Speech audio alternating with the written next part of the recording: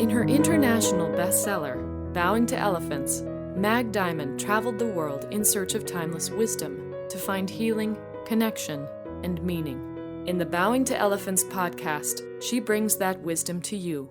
Join Mag in conversation with masters of all kinds to help you live a mindful, meaningful life. Barbara and I dissect the process of novel writing, the relationship of novel and memoir, and we talk about the effect of music on both our lives. Her new novel, The Sound Between the Notes, has made a big splash lately, and we celebrate that. Welcome to the Bowing to Elephants podcast. I'm the host and the principal matriarch here. This is a place where we come together to reflect on and honor all the diverse ways that we people create our own lives.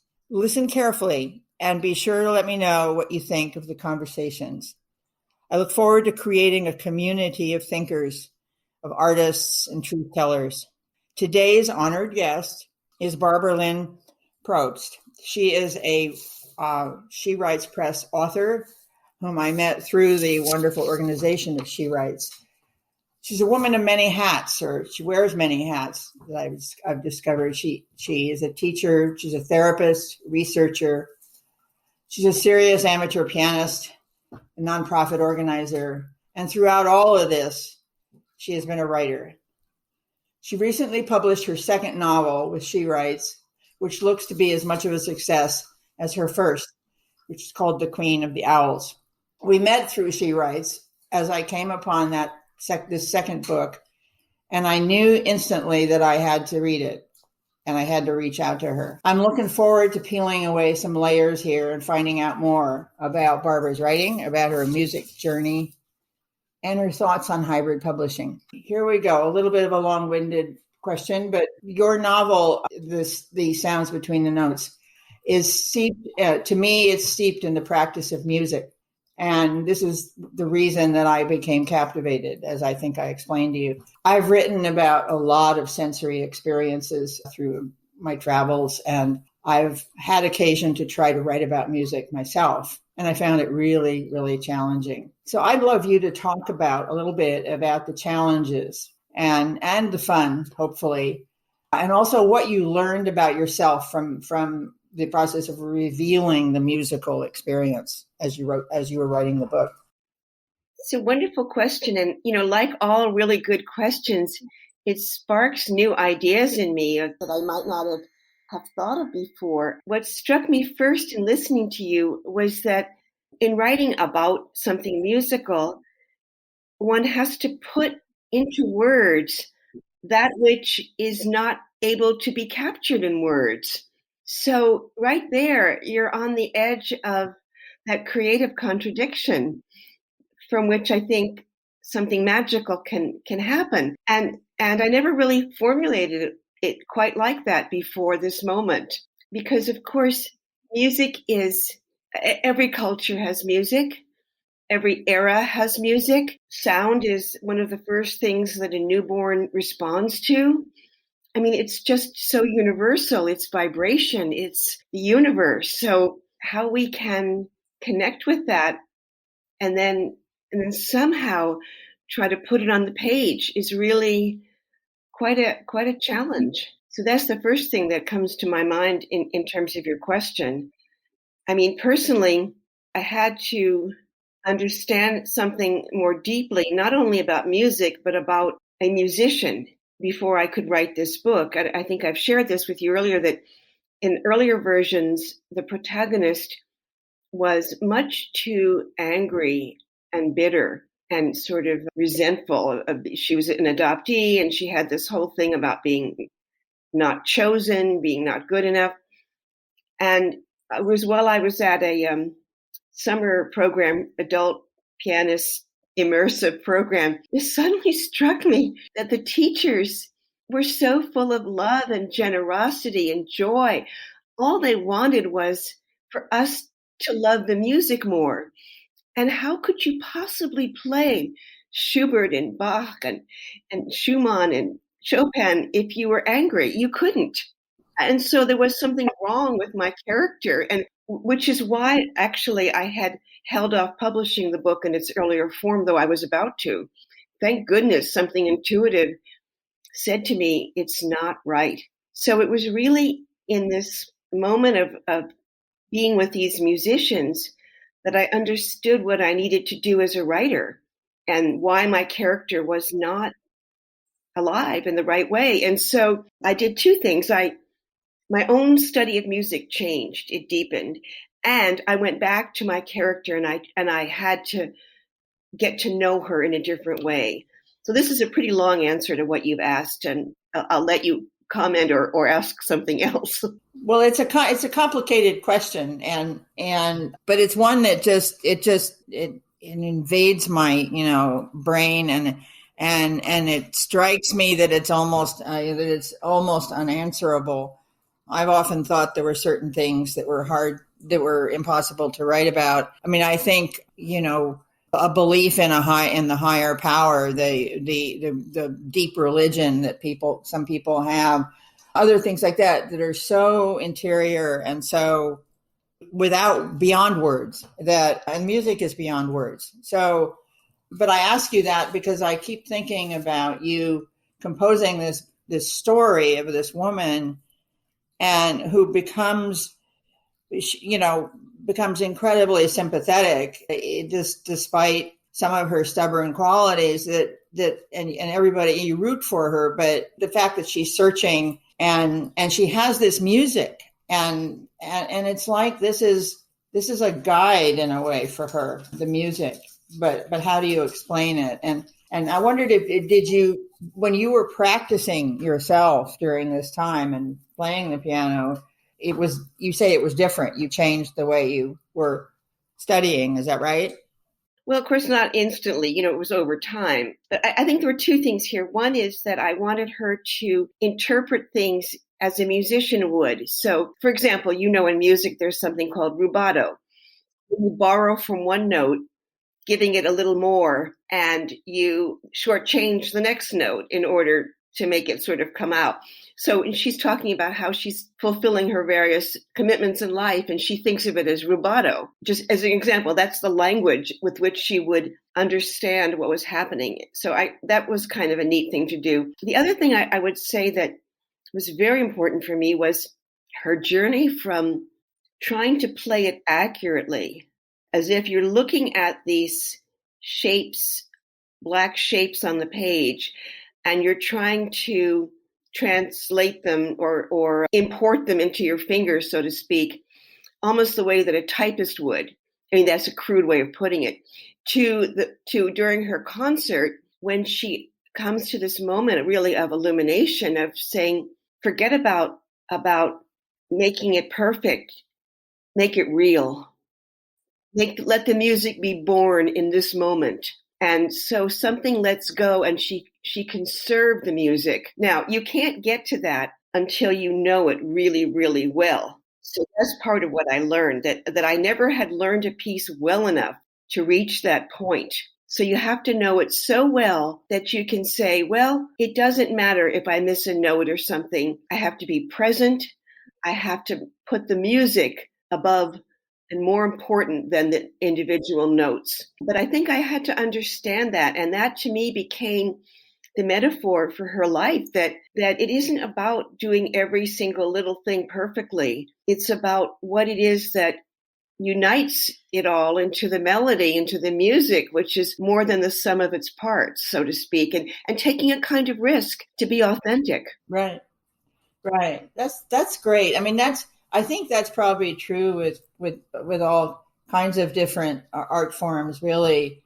If you stop worrying about doing it correctly. I mean, when I taught writing to students at community college, I tried to remind them that correctness wasn't the big deal. It was being real, and it was telling something that was true, on putting something down on the page that was true.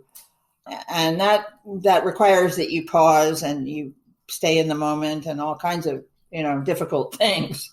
So yeah, it isn't about the technical, and that was an important thing, as you say, to make her as believable as she was as a character. Yeah, I mean, in a way, it wasn't until this moment when there was so much at stake, this giant concert, Right. that she was ready to kind of say, take that risk, Right. It wouldn't have worked if she had done it any sooner.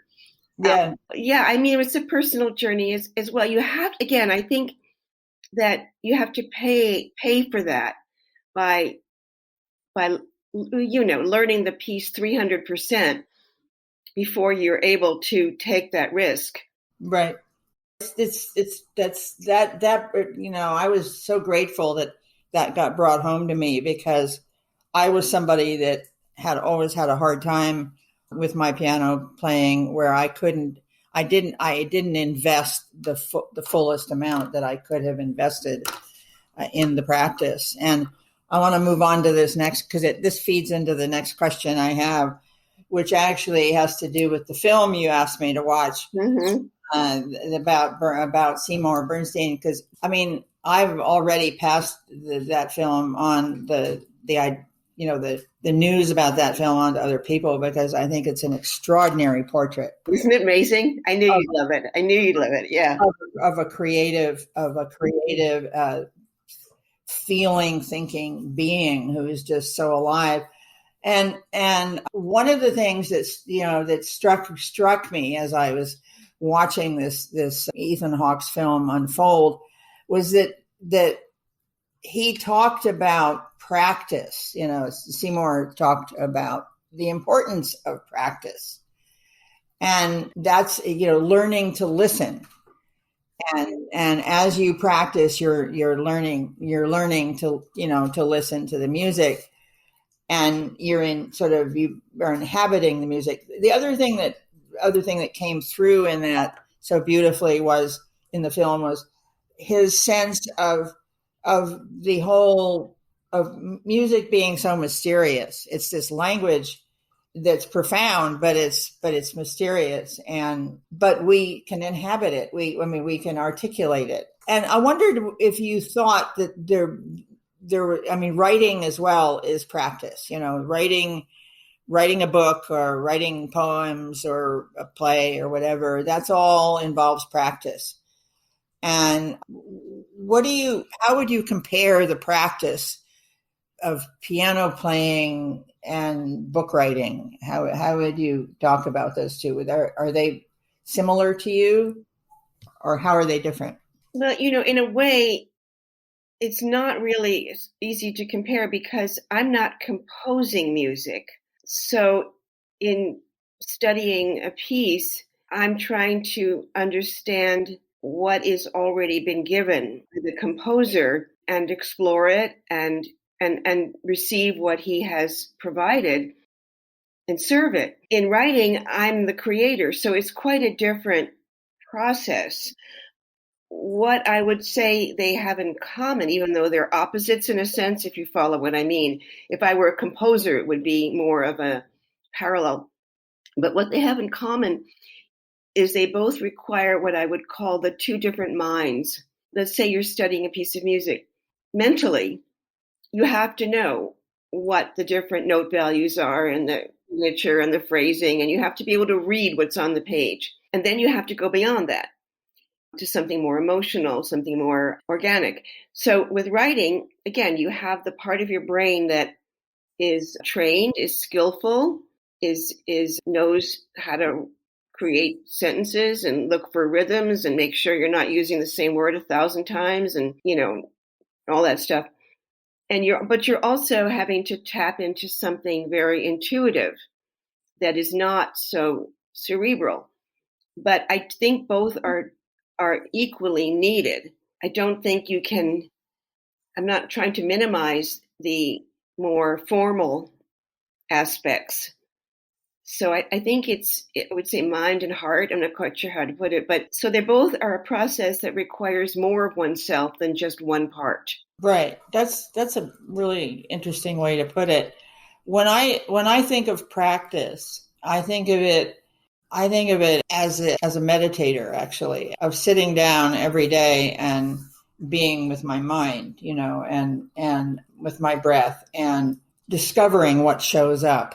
And this repeated habit, or discipline. I mean, I also see it as a discipline, which I see writing. I mean, I see writing as a discipline. I see playing any instrument as a discipline, of course, because you have to be in the moment and you have to attend to what is required. In meditation, doesn't look quite as arduous as, say, writing a story, but it can be tough, meditation. Just ask anybody who struggles with their crazy thoughts. I mean, and practicing the piano, a lot of what happens when you practice I remember when I was a kid, I got bored a lot. I got really bored because there was things I didn't want to do. And I didn't see the value of whatever it was. But I had a teacher who somehow, convinced me that, yes, you just have to keep sitting down at the piano, you play your scales, you do this, you do that. And you can't leap into something really complicated and wild and wonderful until you have trained yourself in a certain way. And so it's this kind of repeated discipline and trust that you can be on this path toward being an artist, really, whether it's the artist of meditative state or the artist of a book or of a. Yeah, well, actually, I'd like to speak to that idea of a teacher or a mentor, because I think that's really key. In writing, I have an amazing mentor who's, she's not afraid to say to me, that's not good enough. Why did you make that character such a jerk? Why can't you love him more? I had a sort of a habit of making secondary characters, just as if it was going to give conflict and to have them be jerks. And so when she taught me that I have to love every single character to find something worthy of love and respect in every character in the story. And you saw that very much in The Sound Between the Notes. There's no bad people. They are all different. Maybe they're driven by different understandings or beliefs or whatever, but they're not. Anyway, so the importance of submitting oneself to a trusted teacher who's going to give it to you like it really is. Now, the same thing at piano. My teacher is a student of Seymour's. So I got to know about this, and I've met Seymour, who's just like amazing. So anyway, like my teacher is the piano teacher. What's great about him is he will offer the next thing. There's never an end. I could stay with one piece my whole life with him, but I don't. At a certain point, I leave it. But there's always the next thing.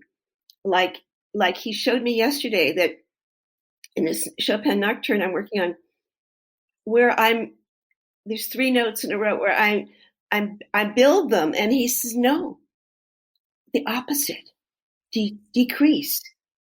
And then it's heartbreaking. I never thought of it that way. Just everything. It's a very small difference. I wouldn't have been able to understand that small difference a year or two ago. So I think, again, in writing, you can see that the nuances. For me, with writing, what I've learned from my teacher or from practice is to do less, to be more cleaner. And so there's this sense of being all the time a student, even though you're producing something that is going to, like the book stands on its own. It's a good book. It's well written, all of that. But all the time one wants to be beginner's mind. And what now? What do I not yet understand? Where am I too sure of myself and I'm missing what else could be there? So that's what keeps all of this alive. And I do think having the right sort of teacher can be helpful, although, of course, it's your work. You can't be trying to please somebody else.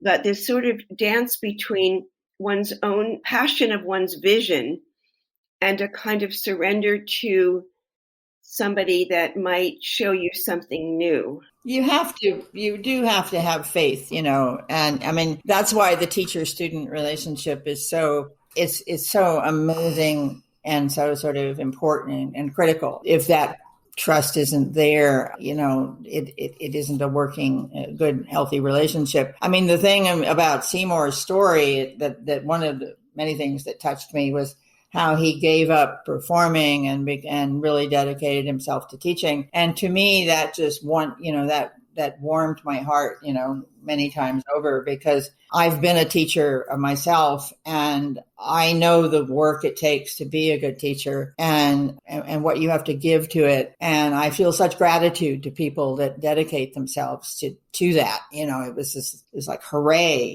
somebody that will just be there for the students. And he also talked about that nuancing of playing of notes. I remember several pieces in the film where, he was showing the student how to slow it down, or how to, just not try to work so hard at it, but to feel into it in a sense. It was such a wonderful film. I mean, it's a little gem, and I think anybody who wants to understand the creative journey, actually. I mean, I don't know that it even have to do with playing music, because there's so much wisdom in there about the creative process. Well, yeah, I mean, Ethan Hawke, who was drawn to him, was an actor and felt that he was missing something in his acting. And of course, the key line in the film is when Ethan Hawke says, "I guess I just want to learn how to play life more beautifully." Right. So you don't have to be, artistic to have that wish that to be participate in your life more. Right. More beautifully, for sure. I mean, you'll see a couple of things that I stole for the book, where Vera, Susanna's teacher, also left the concert stage to become a teacher. I stole that from, and the other part about the B flat of the cosmos. Yeah. Picked up. I thought that was so amazing, and it is a fact. So artists are all, Barbara, artists are always stealing from other artists. They really are. I mean, I've lived in the world of visual art as I was growing up. My mother was a painter, and I studied art and got really interested in it. And I used to hear about how artists were always borrowing, or stealing, you could say, from other artists. And that was a sort of a given, I mean, the thing is that even the way I said it's very egoistic. In Bach's day, there were melodies that were part of the culture. And everybody understood that they were there for the taking. And all of the great composers, Handel and all those people, Haydn, they all just took the melodies in the culture and did something fresh with them. And nobody thought they owned a melody. So, yeah, the beauty of it, it inspires and finds new form through creative minds. I had a memory recently, as I was thinking about talking to you, of being in a writing workshop, and we were talking about, it was it was a group creative workshop. We were talking about writing fiction more than we were writing nonfiction. And one of the people leading the workshop said, a good story, good narrative is driven by what the main character wants. You have to be very clear. Well, for obviously the author has to be clear, and then, ideally the reader becomes clear, because that is like this scaffolding in a way that carries the thing along. And obviously then, of course, you set the stage for all the obstacles and the suffering and all the stuff that happens. And I wondered what you wanted your readers to understand about your main character in The Sound Between the Notes. Like what does Susanna want? What is the driving? If you could narrow it down to something singular, what would it be? Well, I do have, there's no simple answers with me. You figured that out by now. Fine. But I like story. My first novel had the same sort of kind of, where what the character thinks she wants is not what she really wants. So there's the false goal, which falls away in the understanding of the true goal. So thus too in this book, Susanna thinks she wants to be chosen, to be awarded a certain recognition, to get granted access into that elite tier of the best and being better than others or being chosen. And of course, the heartbreak when she finds about her sister and she feels that she was not chosen, that the other one was chosen. This even makes it worse. So I'm kind of a little bit of a spoiler alert, but that's okay. But of course, at the end, she understands that you're not chosen above someone else. There's room, she says, there's room in the world for everyone's music, for all music, for two daughters, for, it's not competitive in that way, that it's about being part of the things that you love. And it's not a matter of her choosing her career over her family or choosing her family over her career. So this notion of choice and being chosen falls away. Right. So there's a sense of yes, there's a sense epiphany that happens and that she understands that. And I think that's all very human, because I think that from my point of view anyway, so many of us have gone through that in our lives. We've thought that something we were aiming at was absolutely the right thing when it turned out that it really wasn't. And it feels that it's a very universal thing that she wants. It is love and respect, and it is to be witnessed in the world. And I mean, that was something that stuck with me anyway, and something that I think everybody can identify with. One of the things I think I said, and when I wrote your little review that I did for you, I said something about the book being a page turner, which I haven't come across a book like that in a while. And I read all kinds. I mean, I don't read just nonfiction. I write nonfiction, but I also read novels and so on. And I'm thinking about I'm wondering whether this skill that seems to be there of creating a plot-driven narrative is something you think is something that you sort of always had in you, or did you kind of at some point train yourself to write in this way?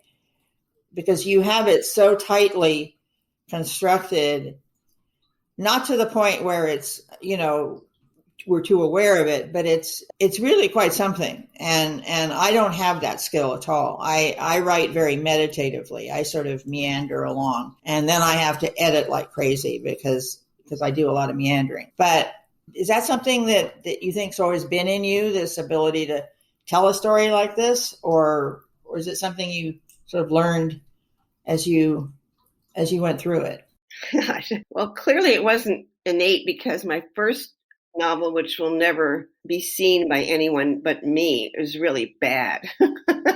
It was just episodic, and it's hard to say. I mean, this particular book went through many, many revisions. Queen of the Owls came out sort of as a whole. I don't think you've read that as yet, but it came from me much more organically. This one went through a lot of different changes, and it's just hard to say. I could answer your question perhaps more generically, that what I've learned at this stage is that if you dwell with your characters, I know what the ending's going to be, that it unfolds and unfolds along the way.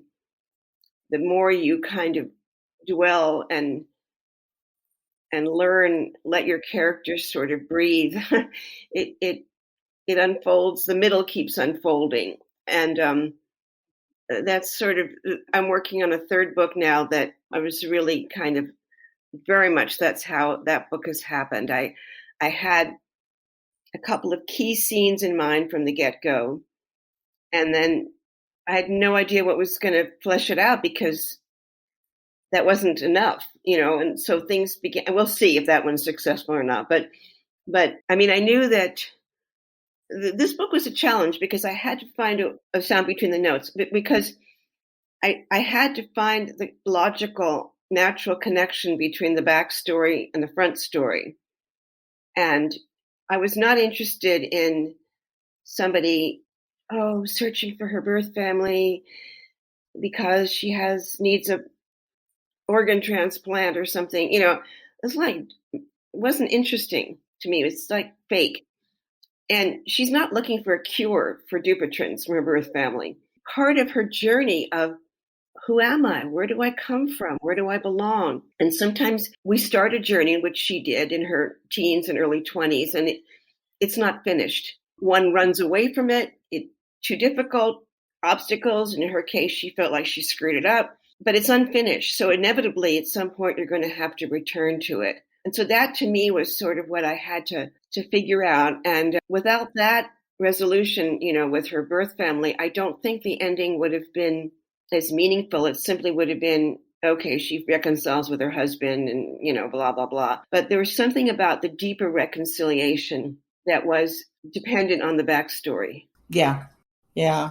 Well, I think any good novel, actually any good memoir, has to have a good backstory. I mean, that's this person I worked with who coaches people in writing. He has an exercise that he teaches about dimension and about how you can layer experiences, you know, the sort of telling of experiences.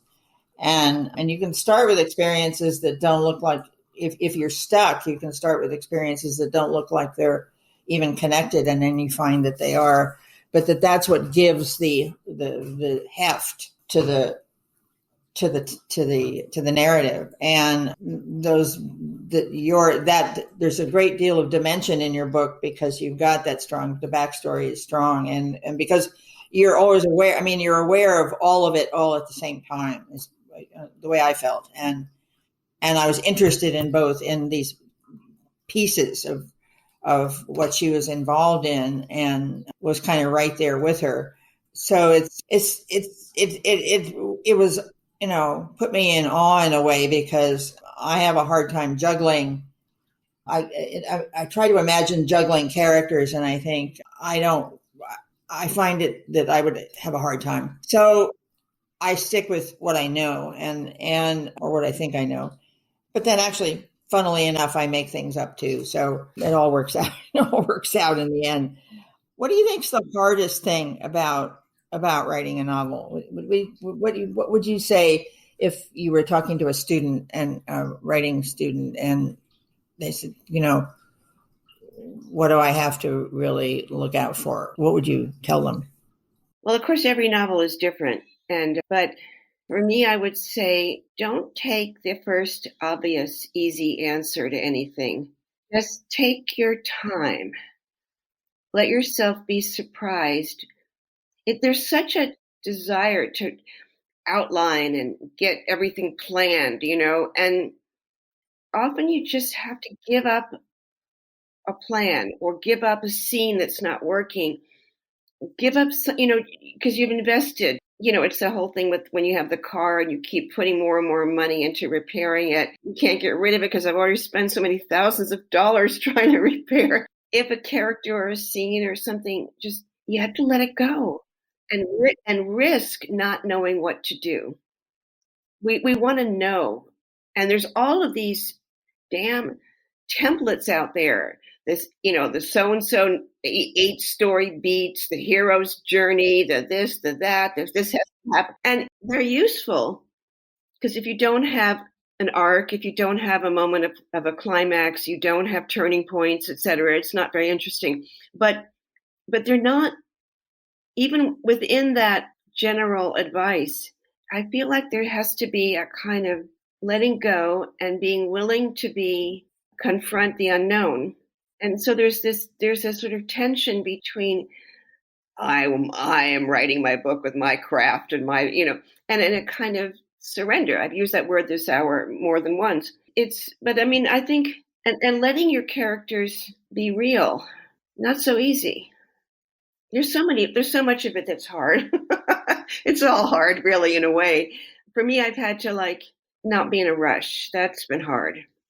Yeah. Well, yeah, I don't think there's any point in creating anything in a rush. And I think we need to take the time to admit that what we don't know and to be patient with that. One of the things I wanted to ask you about, because I met you through, I feel like we haven't physically met, but through She Writes Press. And I'm very grateful to She Writes for what they've done for me and for the numerous people that I've encountered, albeit a great deal of it now virtually, but this sense of community of women who are working their tails off writing books of all different kinds and being supported. And I wondered what you thought about the working with the hybrid press like She Writes, with, you know, what about the whole thing worked well for you, and what stands out, and what were the challenges, if any? For me, it's going to be another complicated answer. I had, with that first novel that I now see was not good enough, I had queried, 70 agents or something, and, got interest, but never representation. And I'm not going to put myself through that again. I don't need to. I'm too old, too impatient. I'm not going to it was very soul depleting for me because of this cycle of hope and disappointment. And, like the girl who's on the sidelines waiting for someone to ask her to dance and tell her she's good enough. And I just said, I'm not going to do that to myself again. I was in the privileged position of being able to afford She Writes, and I'm very cognizant that that is a position of privilege. And I actually queried one agent for Queen of the Owls with someone that was like, I had this shoe in with one of the top literary lions in New York and blah, blah, blah. And I thought this would have been the miracle, but she didn't love the book enough. And it turned out she was retiring, which I didn't know. So it was probably doomed from the start. Anyway, but that one magical possibility not happening, I said, nope, not querying anybody, went straight to She Writes. So because I'm somebody who has the temperament to take it into my own hands, had the time, I don't have a full-time job anymore. My kids are gone, had the money, it was fit. But I think it needs those three elements to work. Now, that said, and I've written and spoken about this a lot, the reader has no idea what the logo on the spine of a book means. As long as your book is beautifully produced, which ours are, beautiful cover, well done, well written, the reader has no clue what hybrid means or what, right? So it's just, can you undertake this? So the trade-off is the odds of getting picked up by a traditional press are so minuscule. And what you lose is knowing whether or not you would have made it that way. So I had to go through, as a mother by adoption, it was very similar to me. I had to go through my journey that I'm just as legitimate a mother as the next woman. Doesn't matter how my kids arrived in my lap. They're my kids.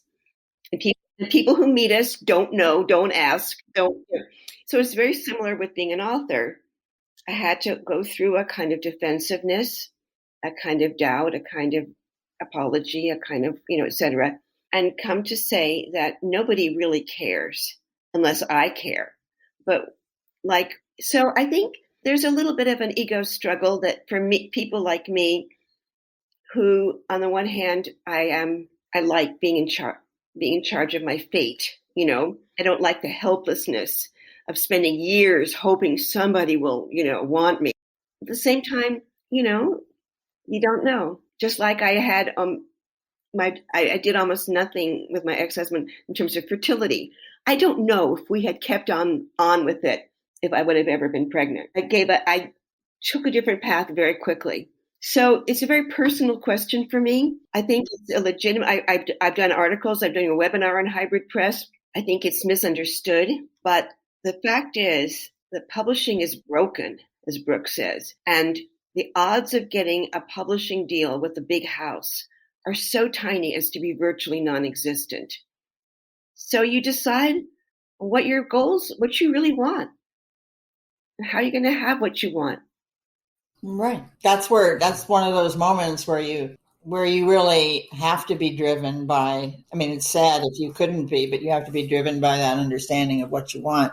I mean, I went through the same thing. I had supreme disappointment that I couldn't go the traditional route, but because I felt my book deserved it. And I grew up in a publishing family. I mean, my mother's mother was part of a big publishing family, and I remember the day when the criteria for getting published was just high quality writing. Those days are gone. But I want to go. You use the word deserved, I think you said, and I think part of it is letting go of the notion that it's about what I deserve or merit or not being good enough. It's not about that. It's just the realities of the context right now. Publishing is appropriately looking for diverse voices. I heartily endorse that. And it means I'm not what they're looking for. And that's okay, because I am lucky that I can afford She Writes. So wow, that worked for me. But it's not about deserving or not deserving. I really don't think I also feel that my books are hopefully going to reach the people who will love them. I will never have millions of readers or thousands, I mean, it's again, what is this for? And even these big books that have them, big, huge phenomena, a year later, no one remembers them anyway. So yeah. What was that about? Yeah, right. Well, I've been reading all my life, and I've worked in bookstores, and I've read, I've read trash along with good stuff, and it makes me, I have, sadly, I mean, I'll confess to it, attitudes about the trash that gets published that I don't think deserves. This is where, I think there are many things being written that of higher quality that people would benefit from, rather than some of the stuff that it doesn't work but it doesn't work that way. I mean, I know that. It's just I have to be honest about the things that I feel that I have felt historically coming to this. I knew that I mean, I was simply hoping for a really good independent press. I knew that my book would never go to a big publisher, because it didn't have the scope of a big thing, like a bestseller, product. But I've been very gratified by the support that I've had at She Writes, and I think Brooke is doing heroic work, and those that around her are doing heroic work, and a lot of people are benefiting, which is, I mean, books need to be published, and people need to read these stories, and but she's making this possible. And she's a visionary. She's totally a visionary. And I think we're going to see more and more of this happening as the years go on. And, interestingly, like I was talking to somebody, but it doesn't even matter what it was. And she said, oh, I didn't realize She Writes was hybrid. So it has a really good reputation. And a lot of it is the quality of the actual books. The writing, and also just the book object. Really, really well done. Well, the production, yeah. They take so much care with the production. That was something that I found to be that was very attractive to me, that I could be involved in the production part of it too, because I really cared about what the cover of my book looked like. I really cared about what the various design aspects were going to look like. And because I think if you write something, if you work hard at writing something of quality, it should look like something of quality as well. And they really do a hell of a job in that regard. I just like the idea of community being formed around all of this, and appreciate the different voices that I have come to know and through She Writes. And yes, it's quite unique, and everyone is so generous and supportive and kind. These are like an amazing group of women. I think that also the fact that it's all women is a really important part of this. It would be different. I had nothing against men. I love men, but this particular community would not work if it was men and women mixed. No. Well, I think it's totally fine for women to form communities that are just female communities. I mean, it feels natural to me and healthy. And I have a very final question here that's sort of this comes out of my years spent teaching literature, actually, which I also taught as well as writing. I want you to tell me what your favorite novel is about a woman. Oh, God, I hate questions like that because there's so many. I don't. What first comes to mind? It's not a big, serious thing, but I'm always curious as to what people, kind of a go-to thing and what that says about what they're sort of. Well, I'm going to tell you what comes to mind. It's a kind of terrible novel in a certain way, but I remember reading this as a teenager or something, that it had a huge impact on me, was Marjorie Morningstar, because he wanted something more than when she was born into a very nice middle class, she yearned for some kind of a life of passion. Now, the ending I kind of hated because it made it look like she sort of settled. But I remember reading that book. I don't remember I think I must have been a teenager. But I was really young. And that book just spoke to me. So that's what comes to mind as an early influence. Mm-hmm. It's probably, if I read it now, I would probably think it was just terribly written. My tastes have gotten much more sophisticated. Yeah, well, we would hope that that's true for all of us, right?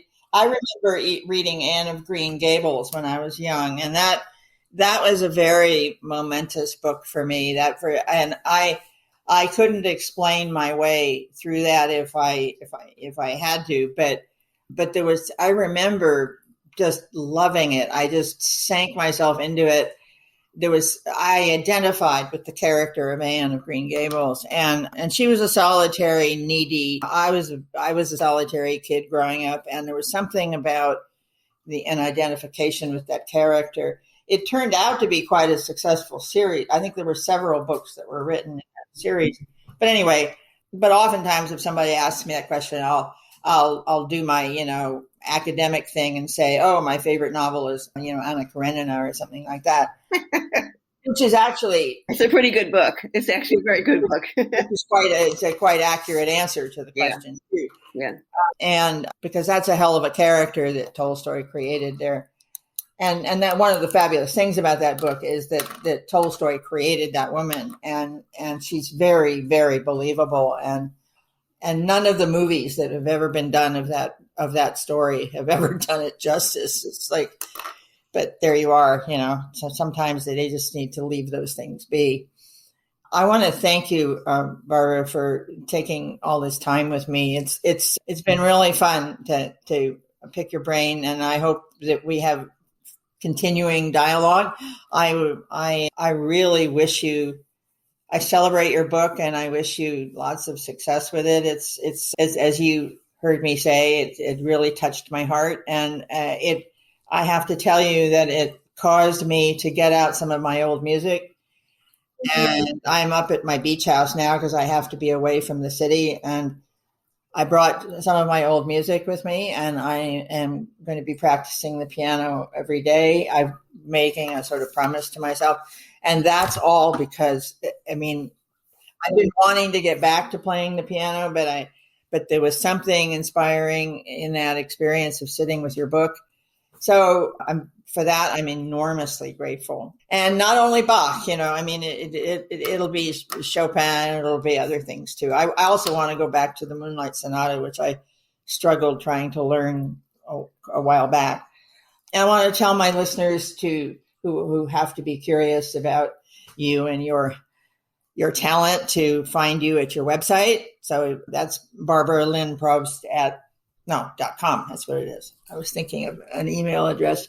And you have a Facebook page. I realized that. And you have to do that. I do. And you also have, I discovered, much to my delight, a YouTube channel. I didn't realize that just anybody could have a YouTube channel. So that's yay. That's great. You can put videos up. I looked at a couple of the little interviews you did. All the best to you. And I hope our paths cross again. Thank you so much, Meg. Okay, Barbara. Bye. Thanks for joining the Bowing to Elephants podcast today. If you enjoyed today's conversation, please leave a rating or share with a friend. For the latest updates, access to show notes, and more, visit bowingtoelephantspodcast.com. Stay tuned for more conversations to help you live a mindful, meaningful life.